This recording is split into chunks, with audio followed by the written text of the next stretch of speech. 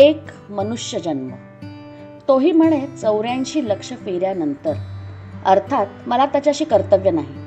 मला दिसतो तो समोरचा जिता जागता माणूस, त्यातल्या त्यात त्याचा तारुण्याचा काळ. उत्पत्ती, स्थिती, लय, सकाळ, दुपार, संध्याकाळ, सगळा निसर्गच दादरा तालात आखलेला. बालपण, तारुण्य, वार्धक्य.